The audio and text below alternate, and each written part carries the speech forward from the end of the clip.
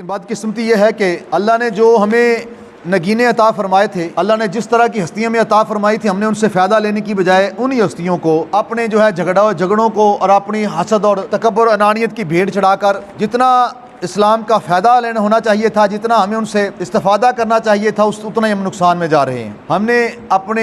امت کے اندر، سرکار کی امت کے اندر ان لوگوں کا تعارف اس طرح سے پیش کیا کہ آج اچھے بھلے انسان جو سمجھتے ہیں کہ پتہ نہیں سرکار کے ان غلاموں کے درمیان اور سرکار کے گھر والوں کے درمیان کچھ بہت زیادہ معاملات خراب تھے، بلکہ دشمنیوں تک پہنچے ہوئے تھے، اور ایسے من گھڑت قصے اور کہانیاں بنا کر بیان کی گئی کہ جن کی مثال بھی سابقہ دور کے اندر نہیں ملتی، اور فی زمانہ تو آج یہ بہت زیادہ عروج پہ کام چلا گیا ہے۔ اگر حقیقت کو دیکھا جائے تو ان کے اندر تو ایسی محبت، ایسا پیار ہے، وہی عمر فاروق رضی اللہ تعالیٰ عنہ جن کے بارے میں اتنی آج تبرہ بازی اور سب شتم کی جاتی ہے دوسرے لوگوں کے اندر، ان کی اپنی ذات کے معاملات اگر دیکھیں تو ان کا اہل بیت کے ساتھ محبت اور پیار والا معاملہ کس حد تک تھا۔ آپ بہت کم لوگ یہ جانتے ہیں کہ حضرت عمر فاروق کا حضرت مولا علی شیر خدا کے ساتھ رشتہ کیا ہے۔ ایک تو صحابی ہیں دونوں، یہ دونوں سب کو پتہ ہے، اور ایک یہ ہے کہ آپ خلیفہ ثانی ہیں اور حضرت علی جو ہیں وہ خلیفہ چہارم ہیں، یہ سب کو پتہ ہے، لیکن بہت کم لوگ، سنیوں کے اندر بھی بہت کم لوگ ایسے جانتے ہیں، عوام الناس کے اندر تو اکثر نہیں جانتے، اور بعض سارے ہمارے خطیب حضرات بھی نہیں جانتے کہ حضرت عمر فاروق جو تھے وہ ہستی ہیں جن کے گھر کے اندر مولا علی شیر خدا کی ایک بیٹی تھی۔ آپ مولا علی شیر خدا کے داماد ہیں، جس طرح کے سرکار دو علیہ وسلم عمر فاروق کے اور ابو بکر صدیق کے داماد ہیں، اپنا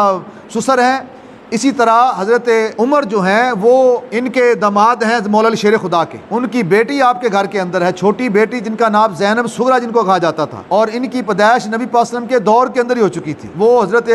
مولا علی شیر خدا کی چھوٹی بیٹی ہیں جو اماں فاطمہ الزہرا رضی اللہ تعالیٰ عنہ کے بطن سے پیدا ہوئی، اور یہ پھر حضرت عمر فاروق کی بیوی بنی، اور یہ الحمدللہ ہماری کتب کے اندر بھی موجود ہے اور اہل تشیعوں کی کتب کے اندر بھی یہ موجود ہے۔ لیکن بدقسمتی یہ ہے کہ جس طرح وہ لوگ اپنی کتابیں نہیں پڑھتے، اس طرح ہمارے لوگ بھی اپنی کتابیں بھی نہیں پڑھتے۔ اپنی ہی کتابیں پڑھی جائیں تو بہت سارے مسئلوں کا حل نکل آتا ہے، اور پھر بہت سارے ایسے تعصب زیادہ لوگ ہیں، حسد والے لوگ ہیں، جو ان سب چیزوں کو دیکھ کر بھی پھر ان کی غلط تصویر پیش کرتے ہیں، غلط رنگ میں بیان کرتے ہیں۔